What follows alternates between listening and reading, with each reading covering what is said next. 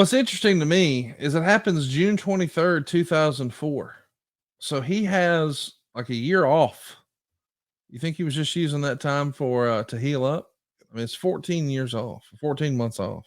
Had zero interest in the business. Mm. Zero. He just, to my knowledge, not to dive into it, he, you know, very good with his money. That they're not extravagant spenders, and so obviously he's coming off. So at that point, it's 2003 when he got released.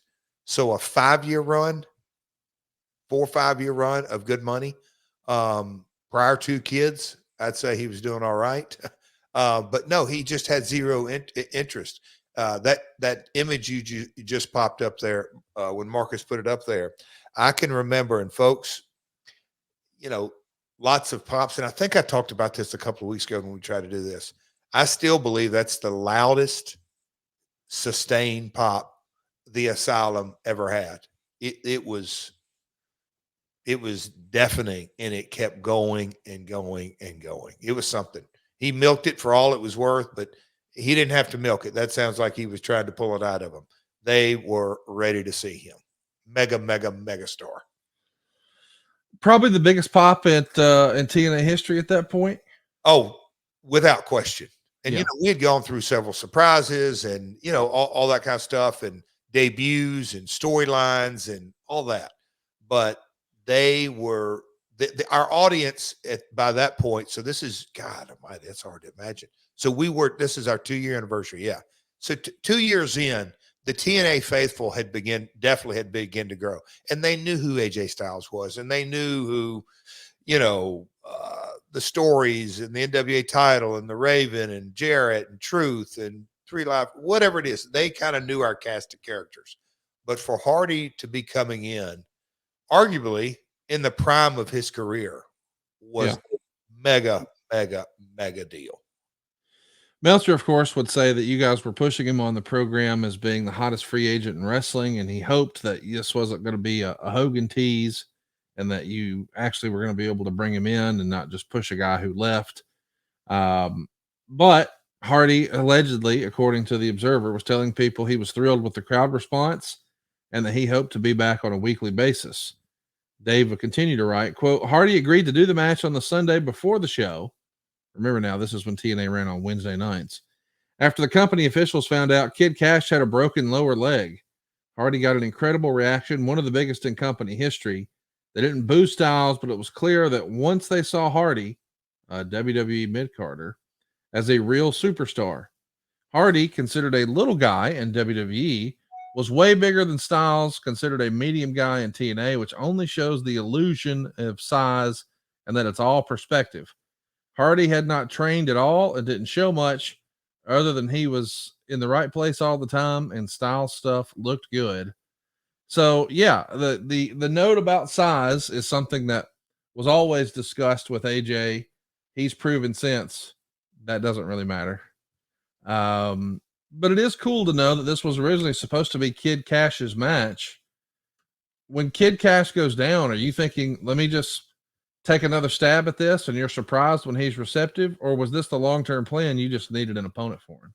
Well, we had been on again, off again. Hey, you ready? No, not yet. Hey, you ready? What's it going to take to get you ready? I mean, Conrad, you can imagine, it's just, you've dealt with talent long enough now that, it's one of those things that timing has to be there. And I'm not going to say opponents, but timing of everything. Does it work? And also just kind of where he's at in life and schedules and mindset. But there was not a master plan, or it wasn't a knee-jerk reaction.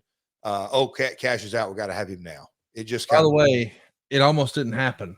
It's written in the Observer that this wound up being Plan C. Of course, Plan A was going to be Kid Cash. He's down with a broken lower leg. So Plan B is, well, we'll get Jeff in. But Jeff misses not one, but 2 flights the day of the show. Now, he's in contact the entire time, but you guys have to be shitting bricks in Nashville thinking, well, what are we going to do? So they make a backup plan, which is going to be Styles versus Titus, who's Ryan Wilson under a mask, managed by Johnny Fairplay. But wouldn't you know it, The survivor couldn't manage to get his ass on a plane. He missed his plane too. So they go with a plan C, or I guess maybe D at that point. Somehow, Jeff Hardy shows up just a couple hours before the match, and we got it.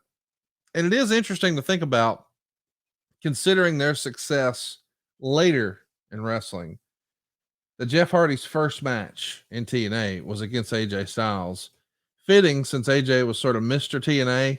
Boy, if we only knew then what we know now, that was history in the making, no? Big time, big time. And, as we've done these My Worlds, I kind of, because in the heat of the moment in the battle, I would always think balance. It can't be too overloaded with, we'll call it established veterans or WCW at that time, WCW or WWE guys, me being one of them. But you can't balance it too much with all young guys. But AJ was our guy, or certainly headed in that direction. So it was always the balance of everything. But knowing that we have a guy like Hardy, it was, of course AJ's got to be in the ring with him. Okay, a lot of pressure on him, and is that going to be the biggest box office attraction? But long term, it's one of those things that I look back on now, in that methodically we really built AJ.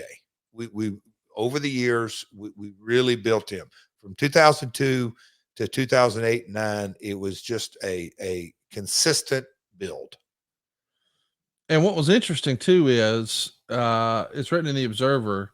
You were consistently saying to Jeff, you and AJ will tear the house down. Now remember, Jeff hasn't wrestled in 14 months with WWE. So according to the Observer, he tells you, I'm not really in the shape to do it, so don't expect that. And instead, you guys go with a 7-minute match.